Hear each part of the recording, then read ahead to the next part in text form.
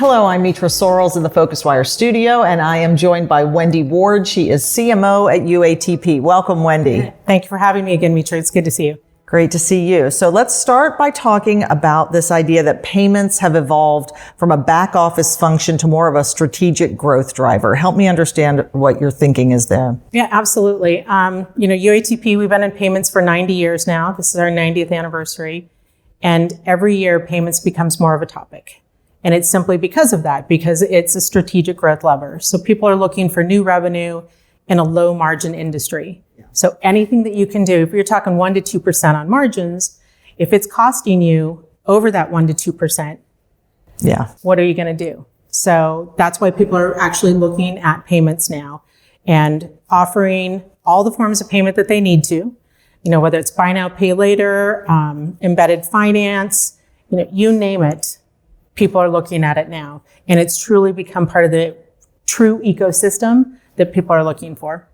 So I know I've heard you say that the travel industry is really at the forefront of payment innovation. I'd love to hear more about that, because often you hear criticism that travel lags behind when it comes to innovation broadly. So why do you think it's really making a difference in relation to payment innovation?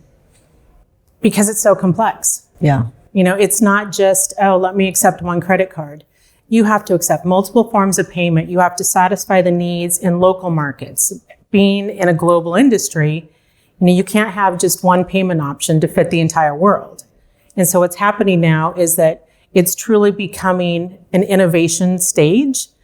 And because there's so much in the travel industry, whether it's, an airfare, hotel, car hire, taxis, the way to pay for that is becoming more complex, along with the complexity of the travel industry. And so they're coming together and finding solutions for the travelers. We've heard that whole end-to-end solution in the last several years. Right. Now it's coming to fruition. Yeah. And it's because of innovation. And what do you think are some of the biggest pressures that companies are facing right now when it comes to payments and thinking about what they're offering? Obviously the traditional, fraud, risk, those are always the two major ones, but it's also a customer experience now. Because as I just mentioned, the end-to-end is really influencing how people do business now. So the cost side of it, but the strategic side and giving the customer what they need, it's not just buying a book off of Amazon. That end-to-end journey is influencing everything. And it's becoming more interesting every single day because the risks are higher, because it's such a huge marketplace for us, for everybody. And you just have to solve a lot of needs that traditionally, your small business doesn't see. Yeah. And so you touched on at the start a bit about, the issues with margin and looking to find ways to drive better returns there. What types of innovations related to payments do you think are really creating the most immediate business impact right now? I think virtual card conversations today have really highlighted virtual cards, and it is it's not like a huge innovation, but the way people are using it is. Okay. And so that usage of being able to offer virtual cards for payouts in addition to pay-ins is massive. And then obviously anything in digital wallets. You've got innovators like BlockSky, that are using blockchain to come into corporate travel.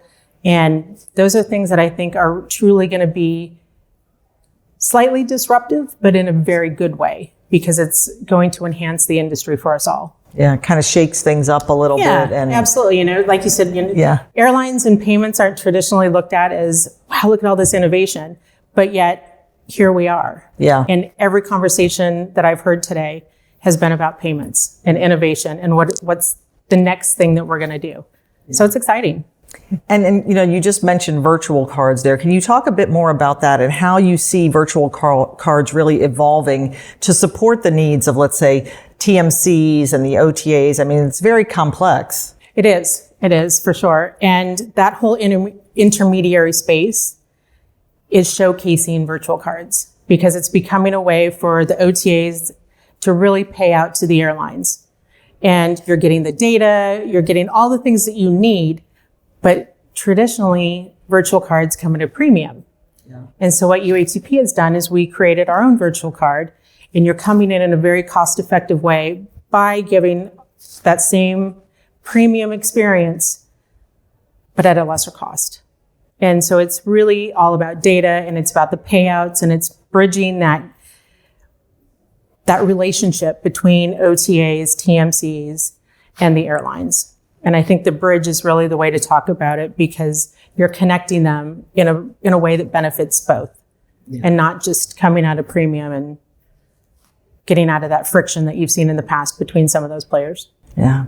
All right. Well, very interesting to get your perspective. You're certainly right in the thick of it. So, yeah. Yes, for sure. Wendy Ward from UATP. Thanks so much. Thank you. Thanks.